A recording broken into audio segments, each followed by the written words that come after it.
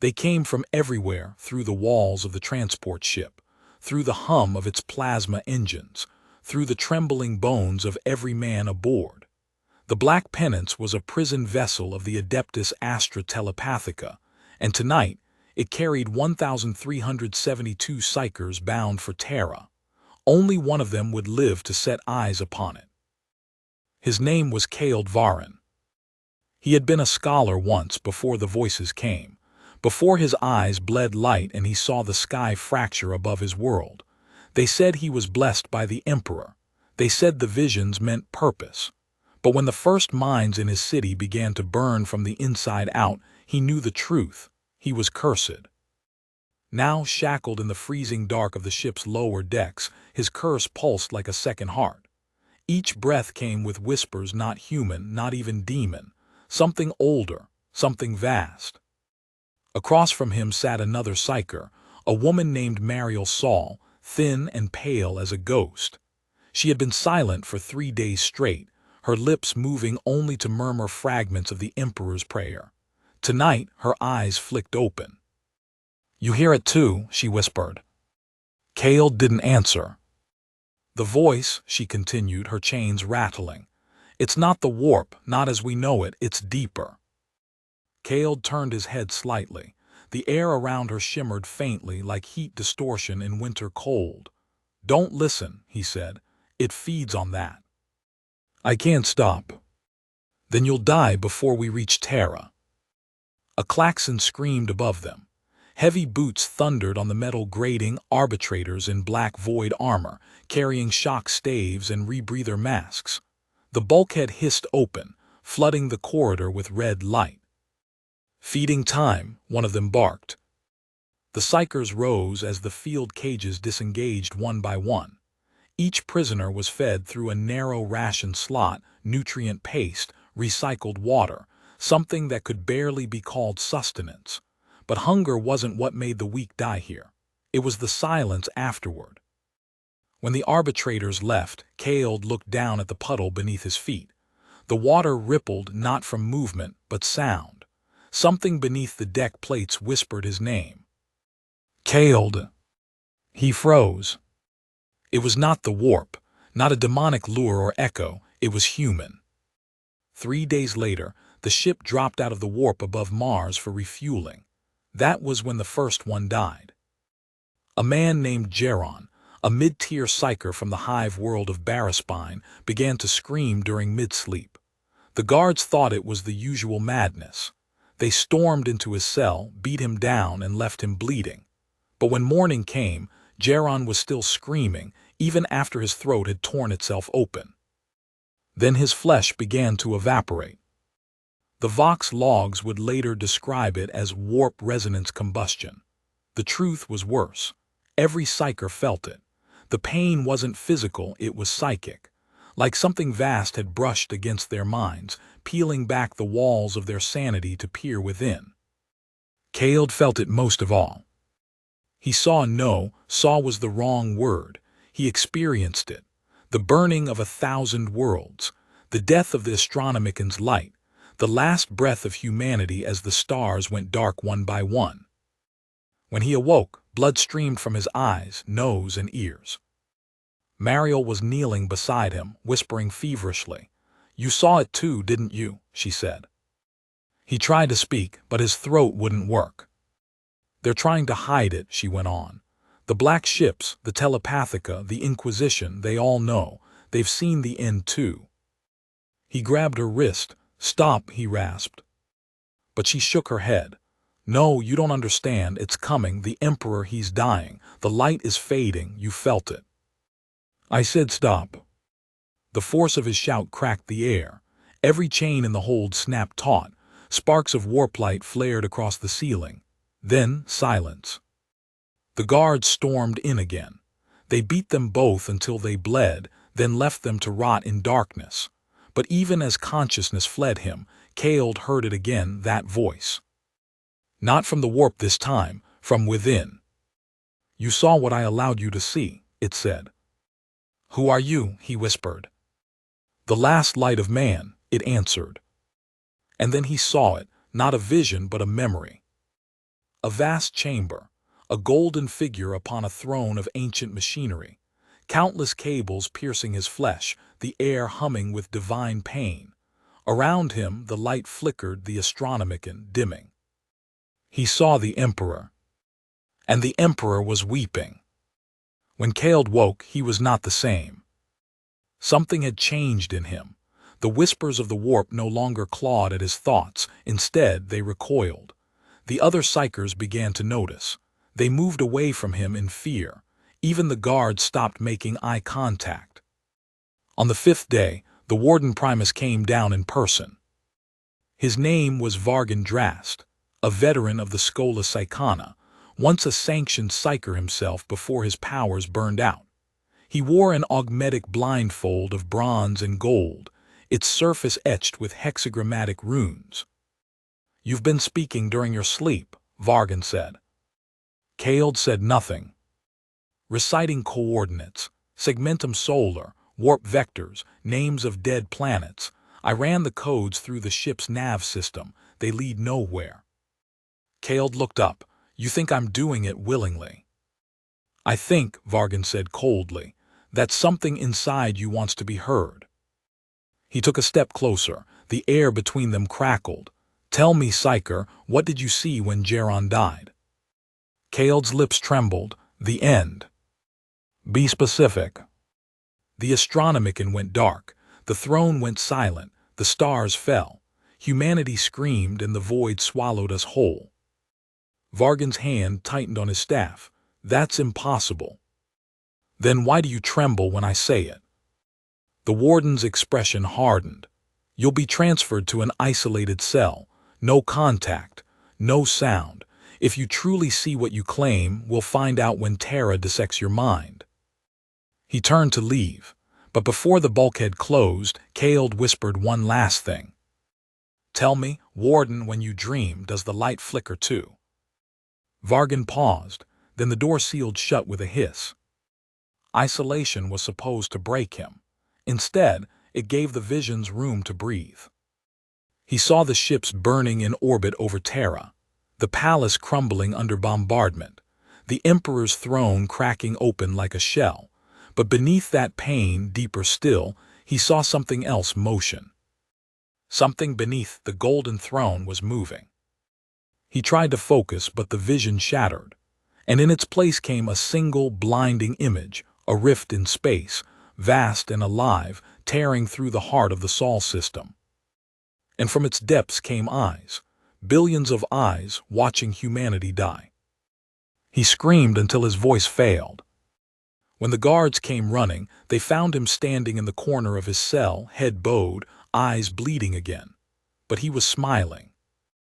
"I know what it is now," he whispered. "I know who ends us." They thought he was mad.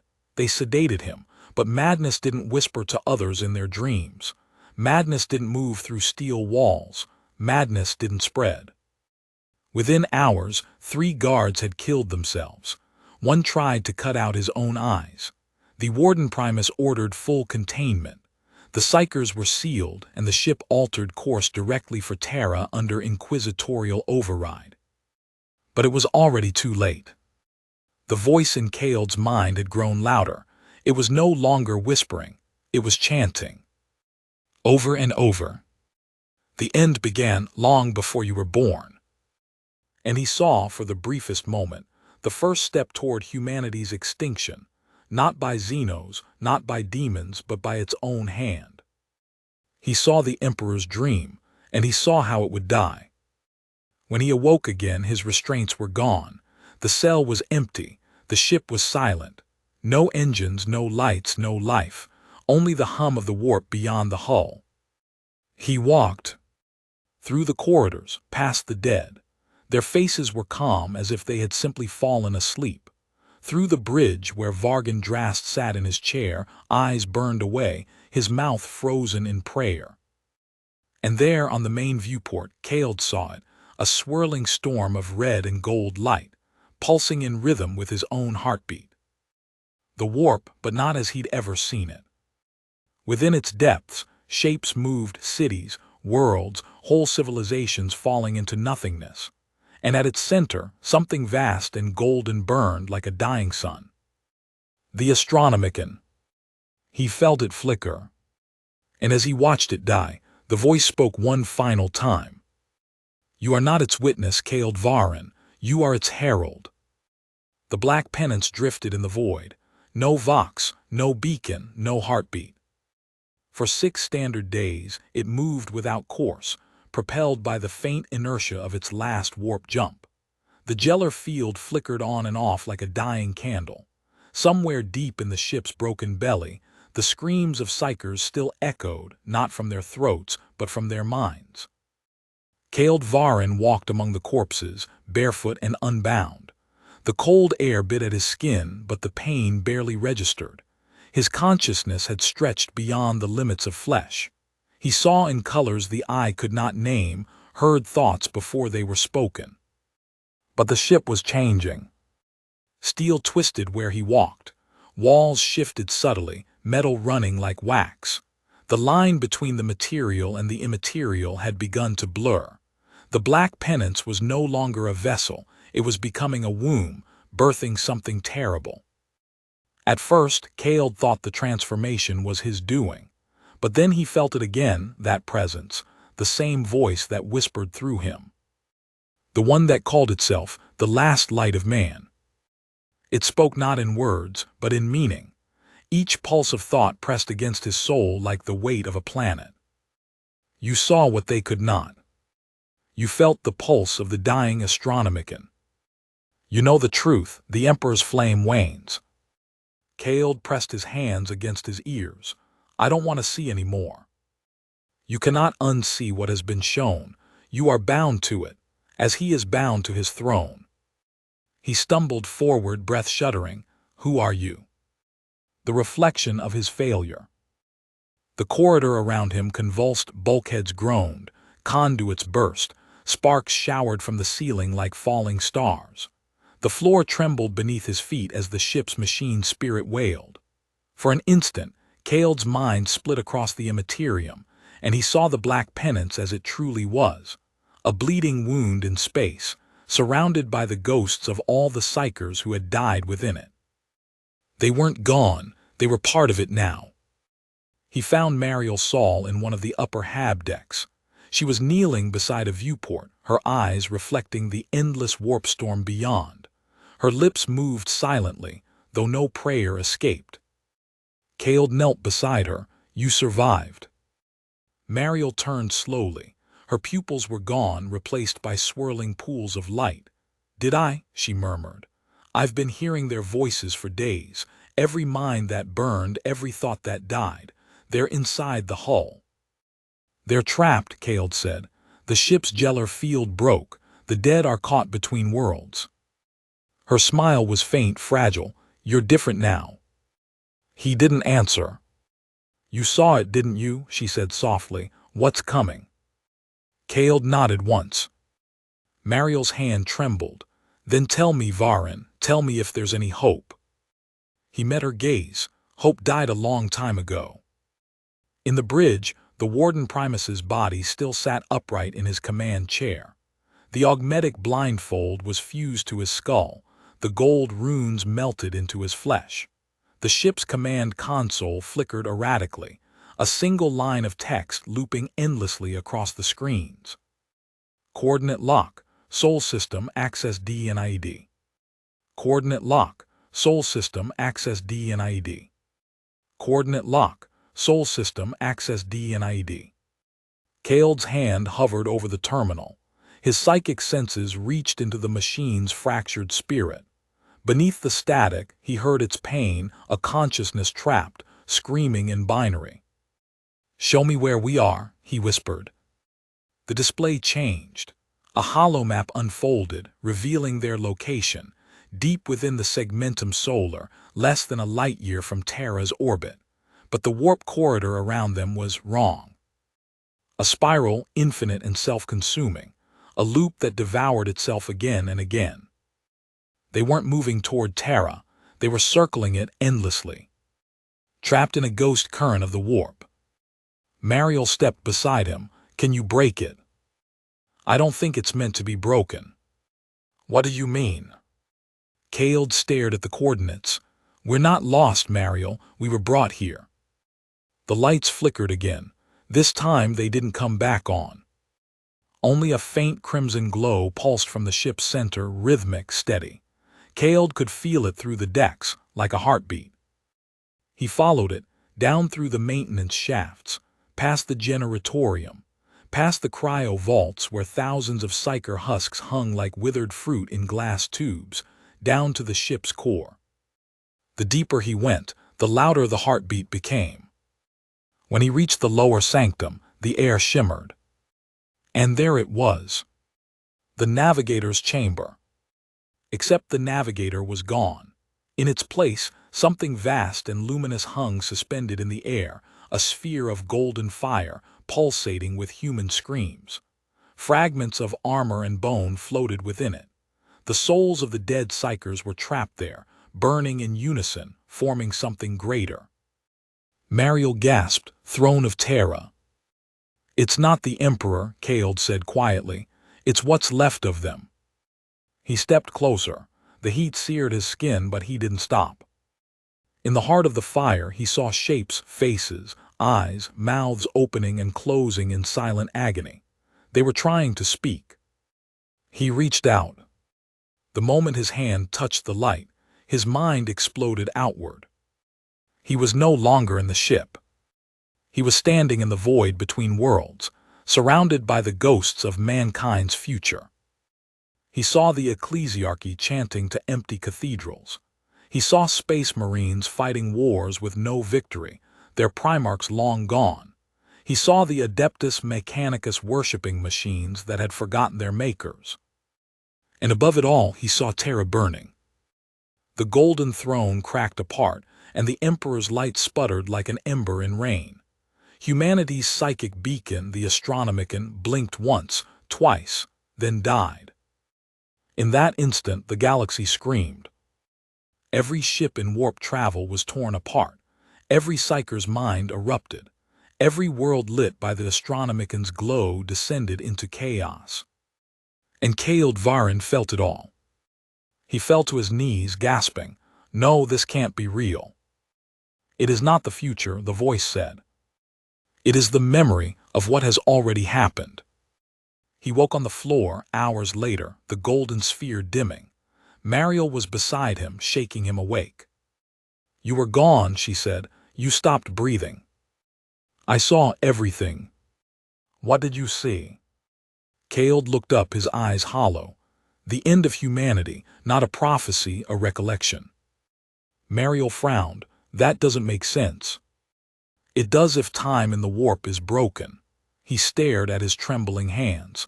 What if the end has already happened, and we're just the echoes of it? She stepped back slowly. You're saying we're already dead.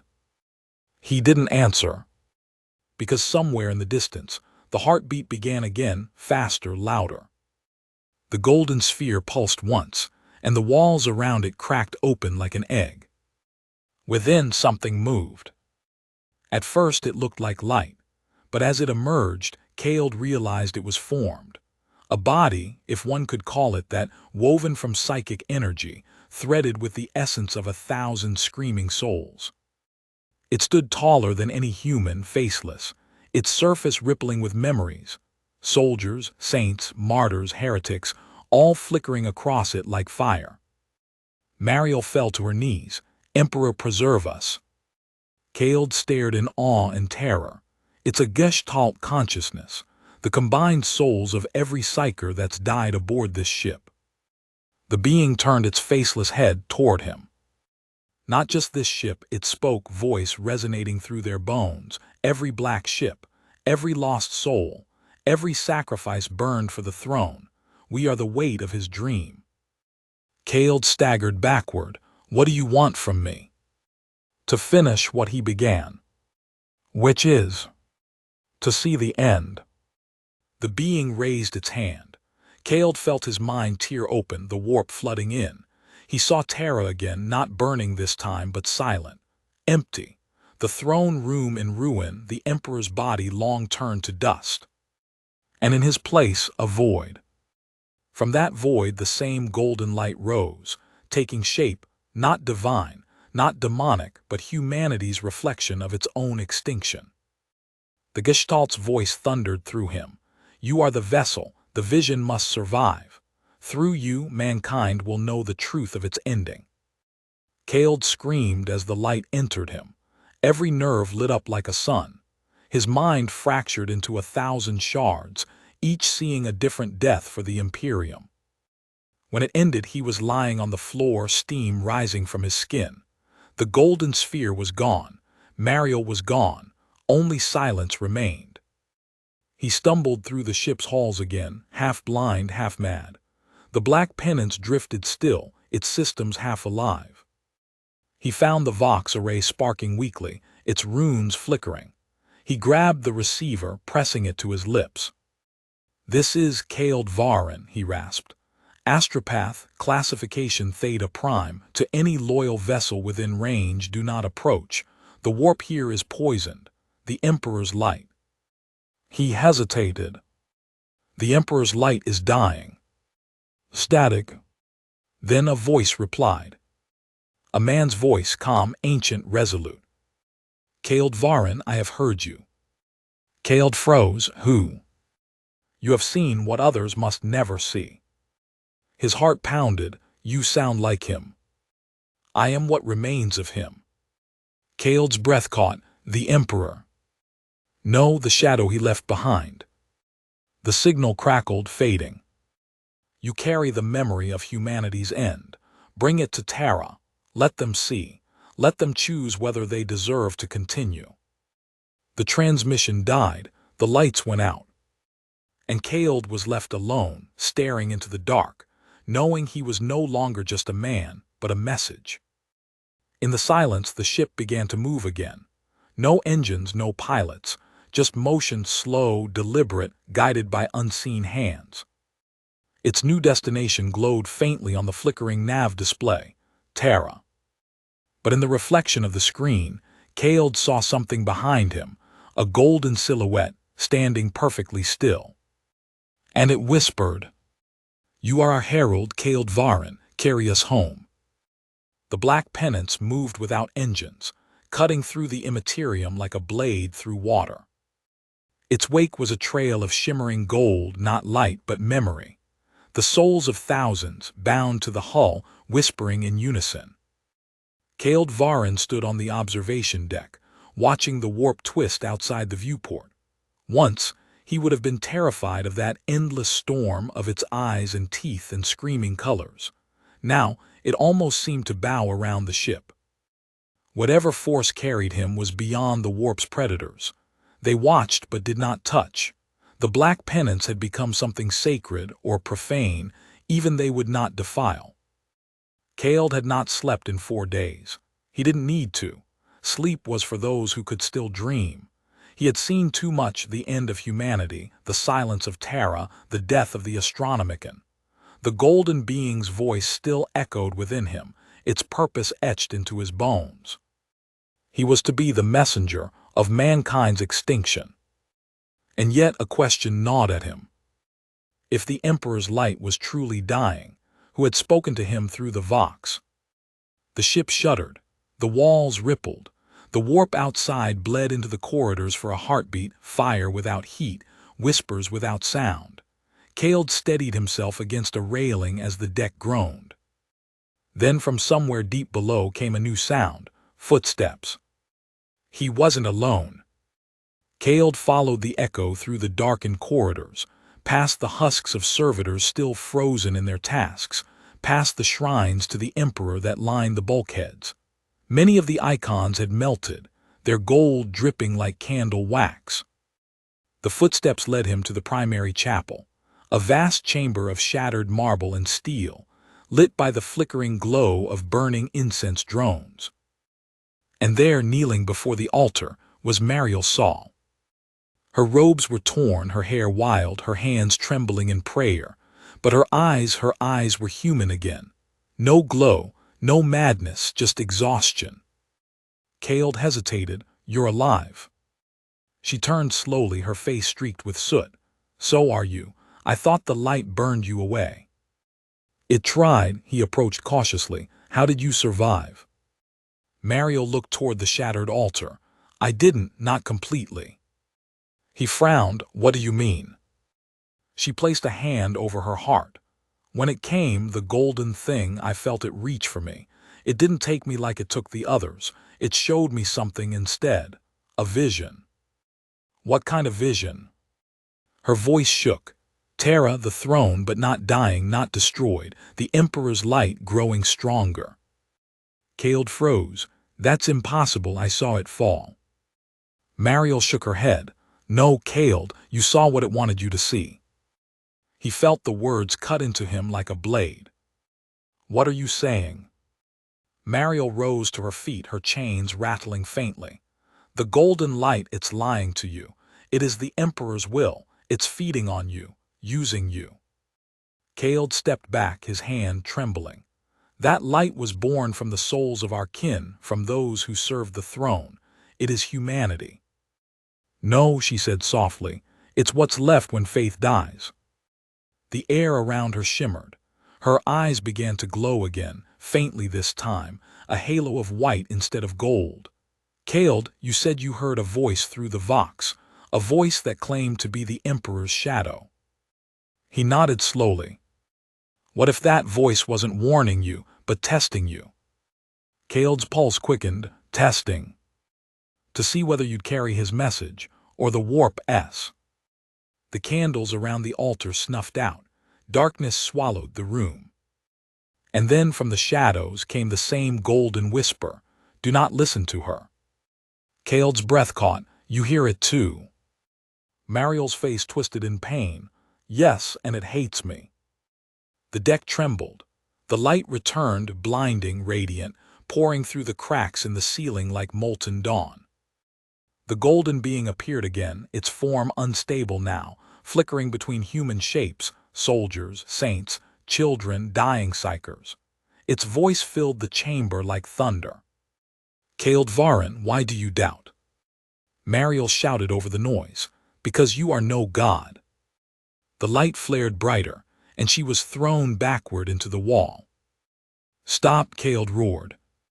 The being's attention shifted to him. She clouds your purpose. The truth you carry must be pure.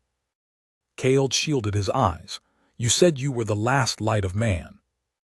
We are. Then why does she see hope where I see death? Silence. For the first time the being hesitated. Its glow dimmed.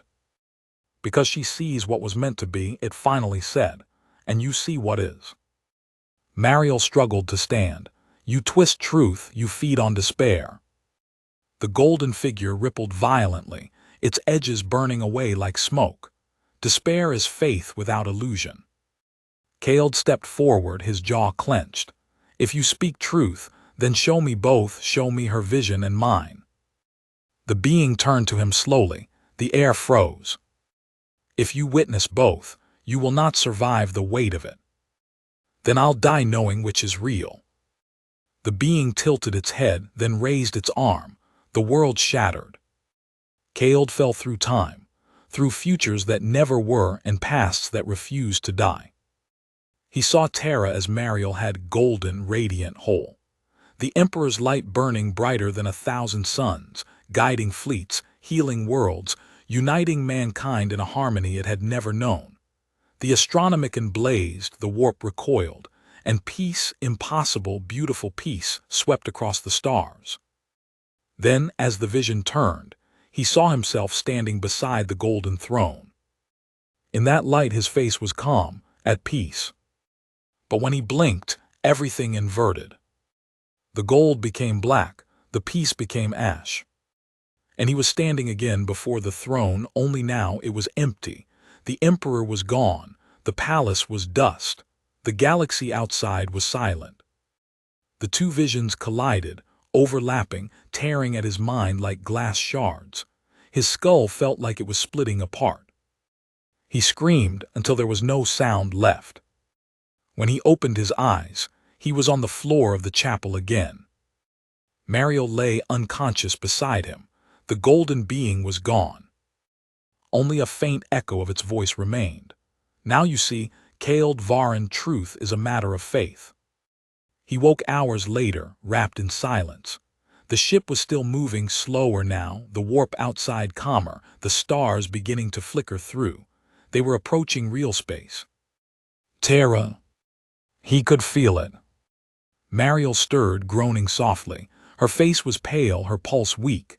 Kale helped her sit up. "It's almost over," he said quietly. She looked at him, eyes glassy. "Over? You think reaching Terra will end this?" "It has to." "No," she whispered, "it begins there." Her words lingered in the air like a curse.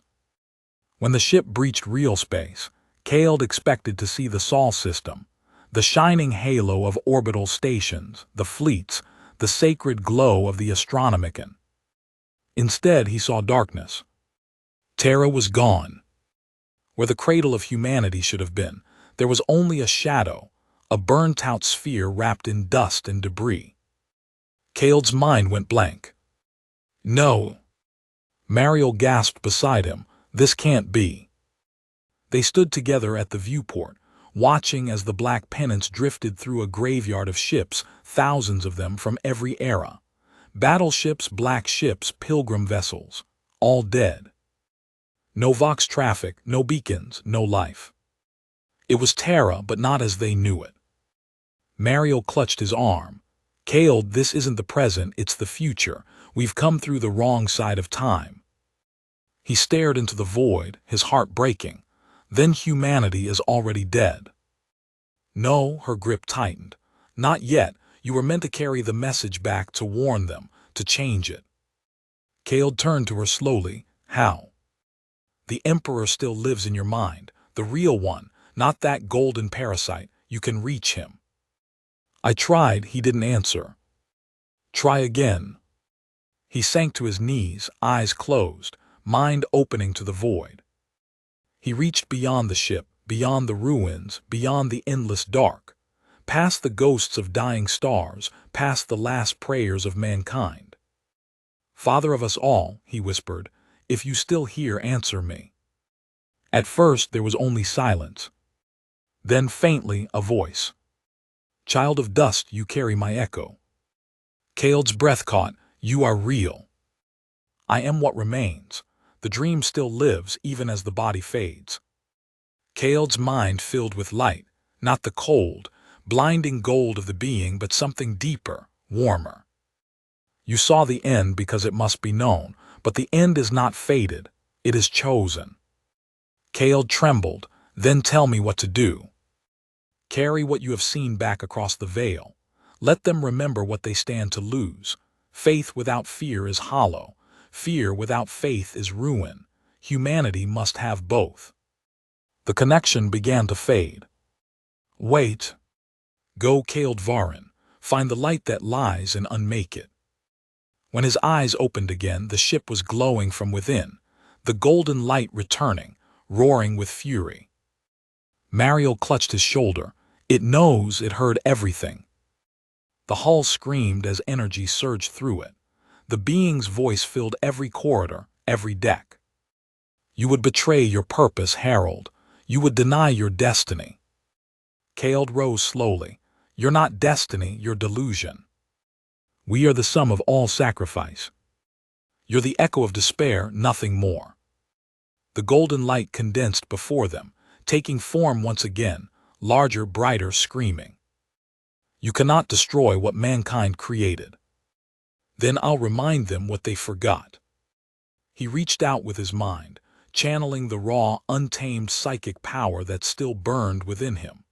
The warp flared, reality bent, and for an instant he felt the Emperor's presence guiding his hand.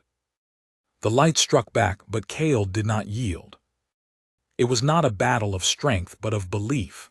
One voice said humanity was doomed, the other said it could still rise.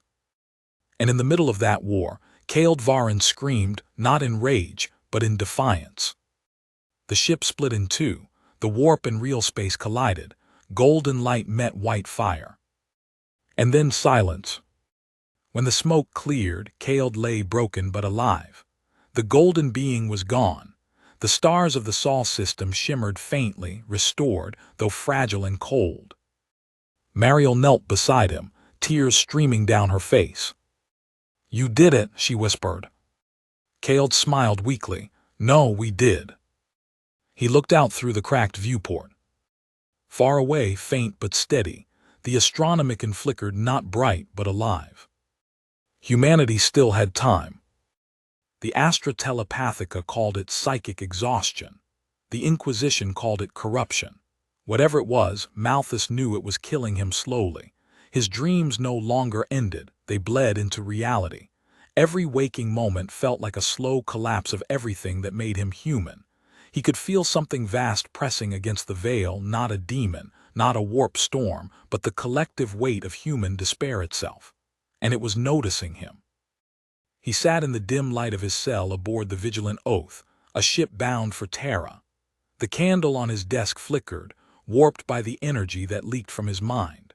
The parchment before him trembled not from the ship's engines, but from the pulse of his own thoughts. Each line he wrote was a warning, a chronicle, a desperate attempt to make sense of what he had seen in the warp's infinite dark. "The Emperor weeps not for the lost," he wrote. "He weeps for the living who will soon follow." He stopped. His pen hovered mid-air. The ink spread like veins across the parchment, crawling into symbols he had not written. Sigils of impossible geometry burned themselves into the page. His breath caught in his throat as the candle flame folded inward, devoured by its own light. For a moment the room was utterly silent until the whisper returned. "Why do you resist what must be?" It wasn't a voice from outside. It was through him, resonant, endless, patient. Malthus clutched his temples, his skin hot to the touch. He felt it again, the presence he had sensed on Maladrax, the same one that had shown him that first vision of the galaxy ending. It was not a demon, it was older. It felt human and yet more than human. "Show me," he whispered aloud, his voice shaking. "Show me what you want me to see." The walls around him dissolved into glass. The stars burned white. And suddenly, Malthus was no longer aboard the Vigilant Oath. He stood on a barren plain beneath a dying sun. The air shimmered with heat and decay. A single, colossal figure lay broken at the horizon, not a god, not a monster, but a man of gold and scars. The Emperor of mankind. But this was no vision of glory. This was a corpse.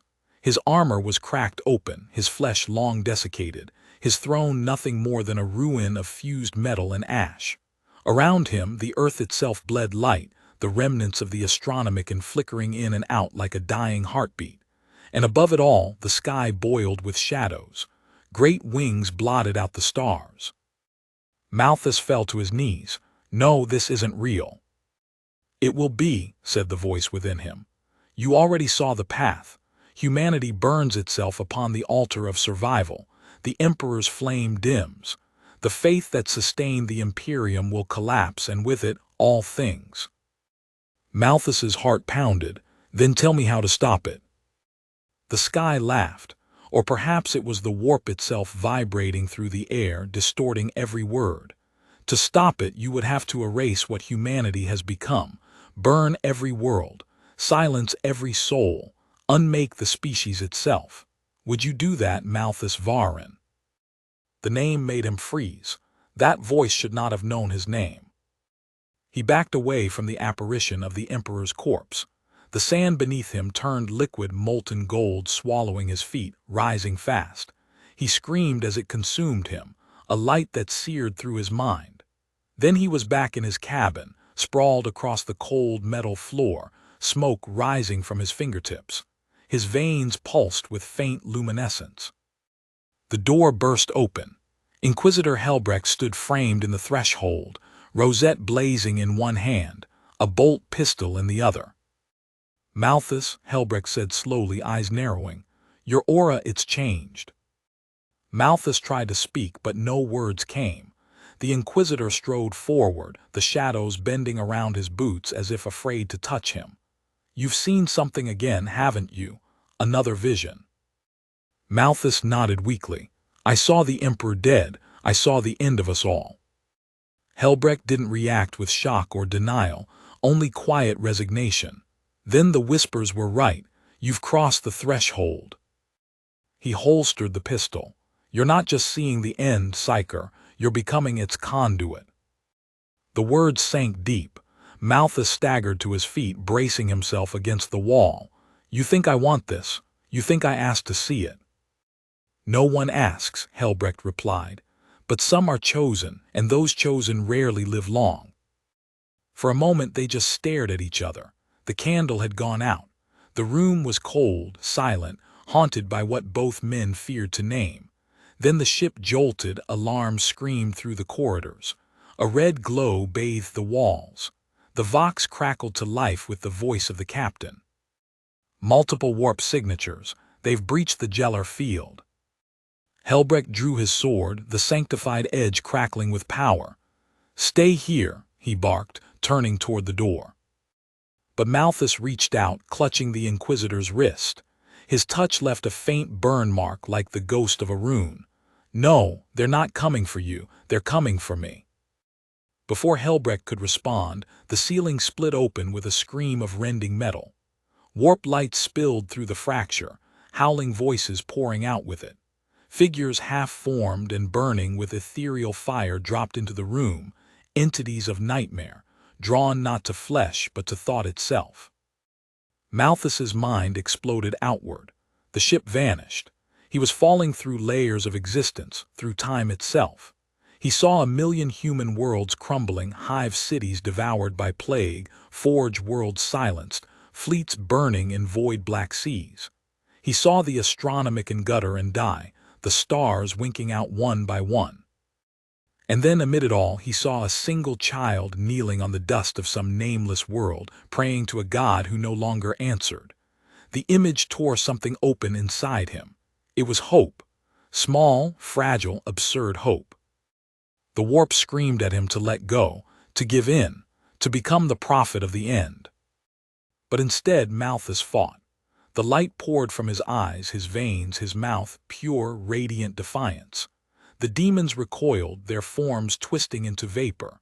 The ship around him convulsed, reality fraying, metal melting into light. When it was over, Malthus lay unconscious in the ruins of his chamber. Helbrecht knelt beside him, blood running from his nose and eyes. He whispered, "By the throne, what have you become?" The ship's engines groaned. Somewhere deep within the hull, the Gellar field reignited, sealing the wound in reality. But the cost had been immense. Hundreds were dead, minds burned out by psychic backlash. And Malthus, the Psyker who had seen the end, now bore eyes that glowed with quiet, golden light, the color of the dying astronomican. He dreamed again that night. Only this time he wasn't shown destruction. He saw a figure standing before a sea of fire, faceless, silent, waiting. It reached out a hand to him. When he awoke, he whispered the name that echoed in his mind like a prayer and a curse. Terra. He knew where he had to go.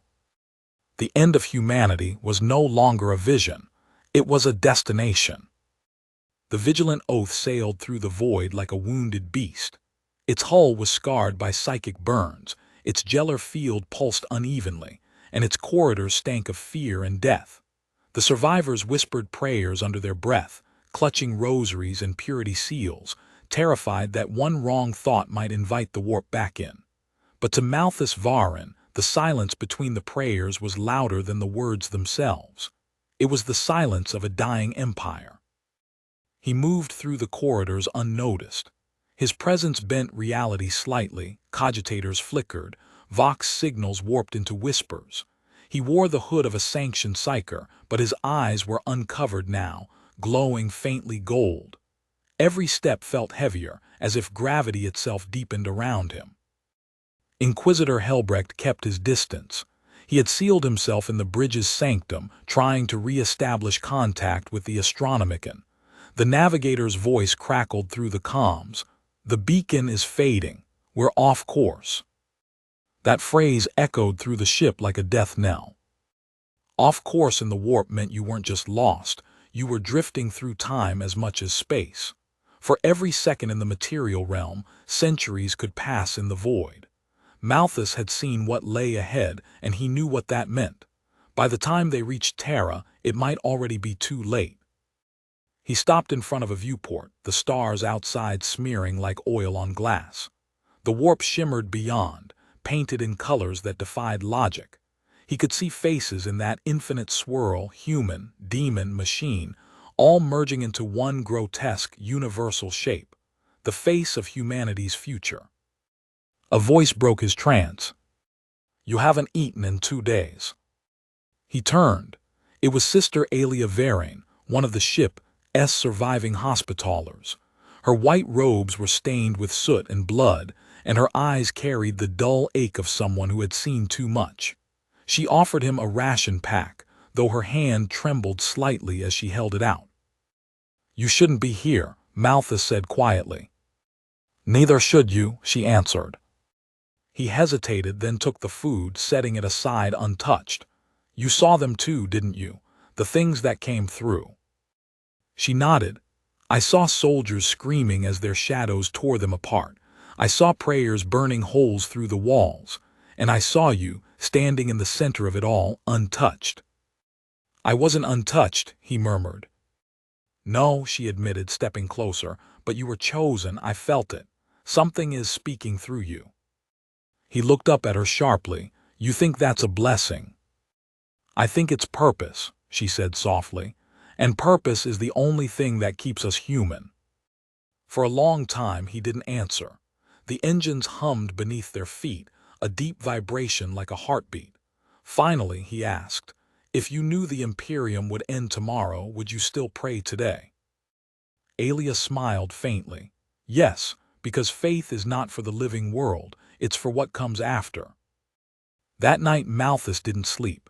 He sat in the Medici ward, surrounded by rows of sedated Psykers, survivors of the attack, their minds shattered beyond repair.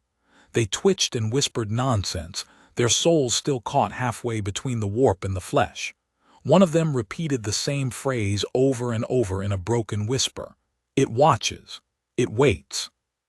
He knew what it was. He felt its gaze in every vision, an awareness vast and patient, older than chaos itself. It didn't hunger for domination. It didn't crave worship. It simply waited for entropy to finish its work. He closed his eyes, and for the first time he reached out deliberately, not to control, not to resist, but to listen. Instantly, the universe answered. The walls dissolved, replaced by endless darkness lit by billions of faint lights, souls flickering in the void. Human souls. He felt their terror, their hope, their despair. He felt worlds burning and prayers rising like sparks from ashes. And then, beyond it all, he saw a light that dwarfed every other, Terra. But something was wrong. The astronomicon wasn't shining, it was bleeding. Streams of psychic energy poured outward from the throne world, like veins rupturing under too much pressure. The golden light of the Emperor's will was dimming, consumed by the same shadow Malthus had seen before. The warp itself was devouring the Imperium's heart. "Malthus." He turned in the vision. Helbrecht was standing behind him, though he knew this wasn't real. The Inquisitor's eyes glowed like molten iron. "You can still stop this," Helbrecht said. "How?" "By ending it before it begins." Suddenly, Helbrecht drew his bolt pistol and aimed it straight at Malthus's head. But the barrel was melting, turning into a spiral of black metal. It wasn't Helbrecht anymore. It was the voice wearing his face. "Destroy the source, and humanity might never fall." Malthus reached out instinctively and woke up gasping. His hand was clutching the Medici bed. His heart hammered like a drum. But the vision had given him something new, a direction. He stormed into the bridge. The navigators and officers turned in surprise as the doors slammed open, his psychic aura spilling into the room like heat from a furnace. "Inquisitor Helbrecht," he said, voice firm, "we must reach Terra at once. No diversions, no detours." Helbrecht turned slowly from the hololith. His face was gaunt, eyes rimmed red. You think I'm not trying? The beacon is fading faster than the engines can track. We're flying blind. Then I'll be your beacon, Malthus said. The crew exchanged uneasy glances. The navigator hissed under her breath. That's impossible. Do it, Helbrecht ordered. If he can keep us locked on, even for a few minutes, it might save us weeks. The chamber darkened. Malthus stood at the center of the bridge, his arms extended. He opened his mind wider than he ever had before. The warp surged through him, screaming to be let in. His body convulsed, blood poured from his nose and ears. The crew fell to their knees as the entire ship shuddered. And then silence. A single golden thread appeared before him, stretching into eternity. He seized it. Terra, he whispered. Reality bent.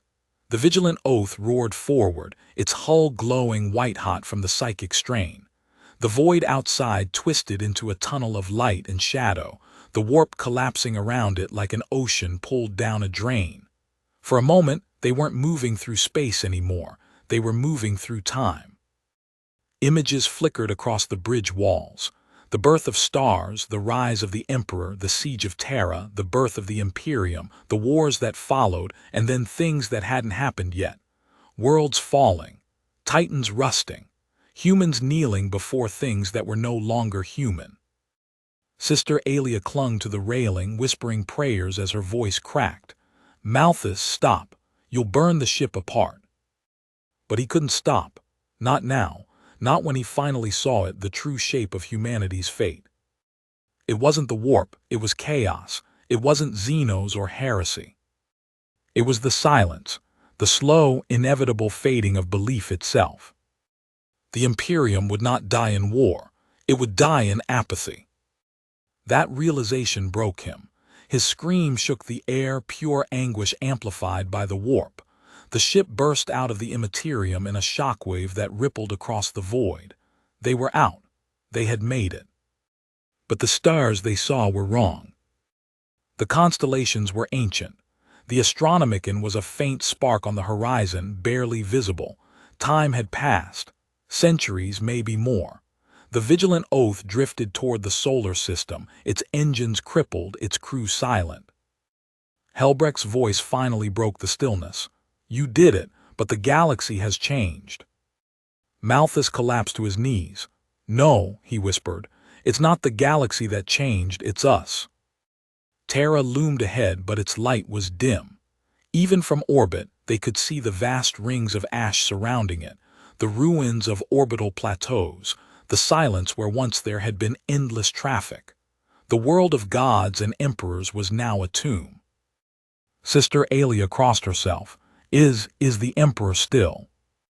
Malthus stood, swaying. We'll find out soon enough. The ship descended through a storm of gold dust, the remnants of the astronomic and psychic fire. The closer they came, the more the air itself shimmered with sorrow. Cathedrals lay in ruin.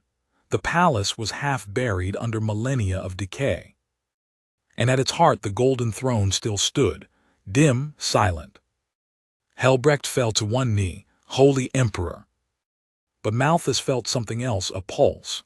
Faint, buried deep beneath the crust, like a dying heartbeat refusing to stop. He turned to the others. There's still light, he's still there.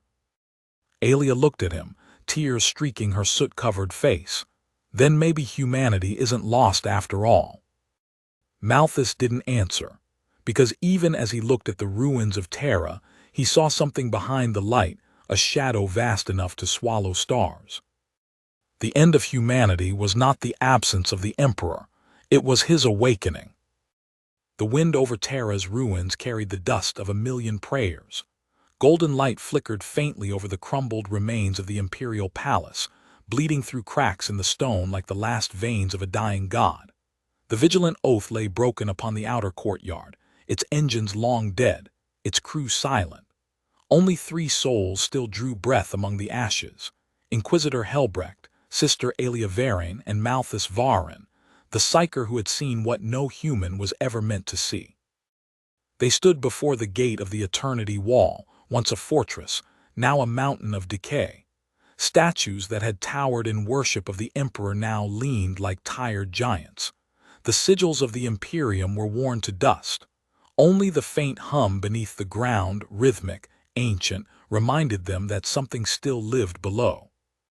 Helbrecht adjusted his scorched armor, his eyes hollow behind his cracked visor.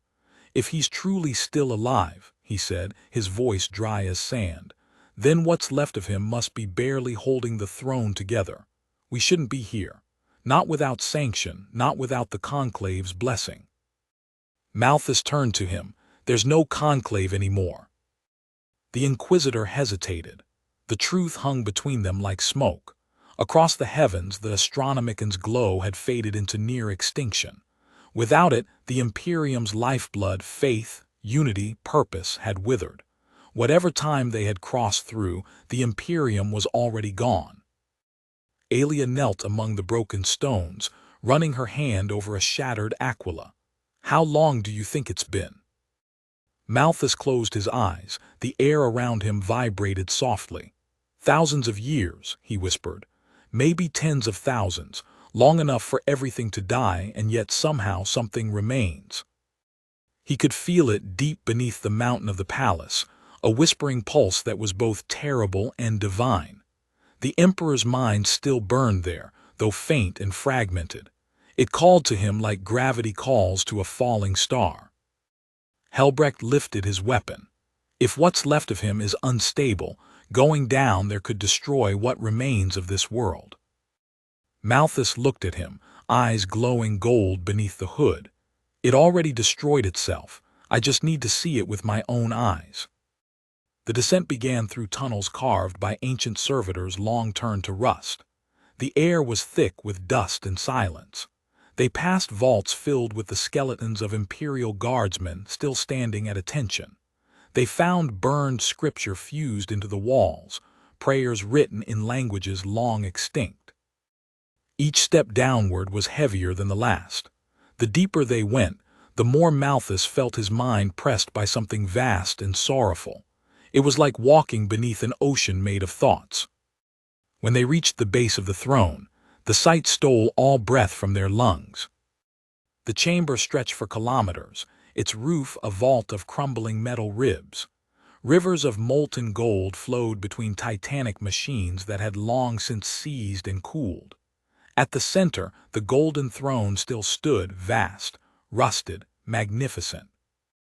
And upon it sat what remained of the Emperor. He was no longer flesh. His body had fused entirely with the machinery, a statue of bone and steel. Yet from the cracks in that holy carcass, light still spilled forth, thin but constant, as if refusing to die. Malthus stepped forward slowly, his heart pounding. He's still fighting. Helbrecht knelt, his weapon lowered, his head bowed. Aelia fell beside him, tears streaming down her cheeks. The chamber hummed faintly, the sound of an eternal battle between will and entropy. Then the light flared. A wave of psychic energy rippled outward, washing over them like fire.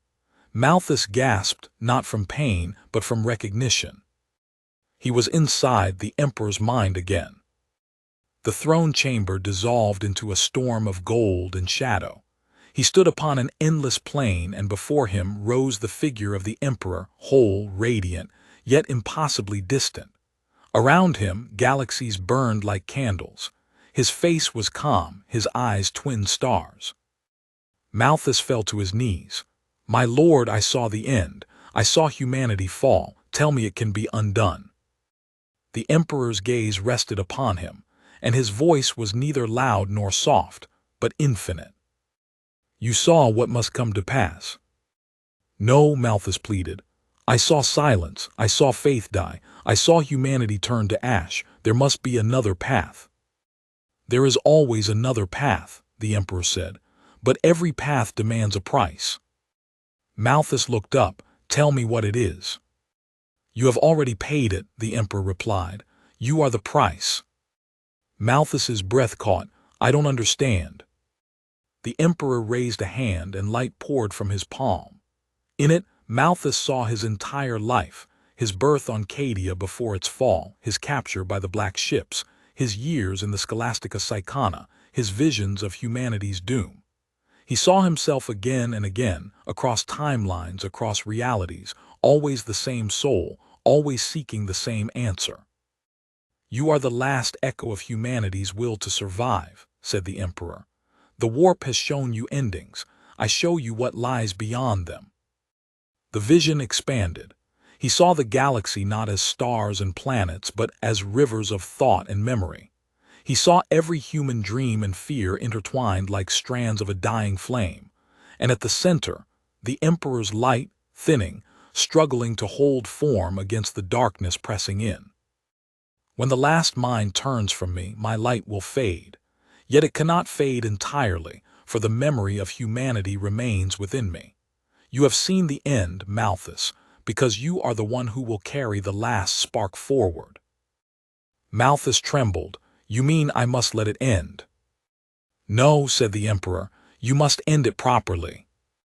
The light grew blinding. The Emperor's form began to dissolve into a million shards, each one a fragment of thought, of purpose, of love, of wrath. Malthus reached out as the world disintegrated around him. And then he was back, standing in the chamber once more. The throne flickered violently, its machinery groaning as if waking from millennia of rest. Helbrecht and Aelia were shielding their faces from the radiance. "Malthus," Helbrecht shouted, "what did you do?" He turned toward them slowly. His eyes were burning brighter than before, not gold now, but pure white. "He showed me what I must do." "The throne's destabilizing," Helbrecht warned. "We have to leave." Malthus stepped closer to the machine. "If I leave, it all ends anyway. If I stay, maybe something remains." Aelia reached for him, her voice breaking. "Please, you'll die." He smiled faintly. "No, I'll become what comes after." He placed both hands upon the base of the throne. The metal rippled under his touch. The warp screamed. The entire mountain shuddered. Golden light erupted upward like a sun reborn. Helbrecht and Aelia were thrown back by the blast, their cries lost in the roar. Through the brilliance, Malthus heard one last whisper, the Emperor's voice, calm and absolute. "You have seen the end of humanity. Now see its beginning." Everything vanished. When the light finally dimmed, the throne was empty. The Emperor's body was gone, so was Malthus. The machinery was silent, its fires cold. But beyond Terra's horizon, a new star had appeared in the heavens, not of the astronomican's light, but something smaller, purer, warmer. It pulsed faintly, like the heartbeat of a newborn world. Helbrecht lay among the ruins, his armor cracked, his body trembling. Aelia crawled beside him, her face lit by the glow above. "Is it over?" she whispered. Helbrecht looked skyward. "No, it's beginning again." They watched in silence as the new star rose higher, its light spreading slowly across the dead skies of Terra.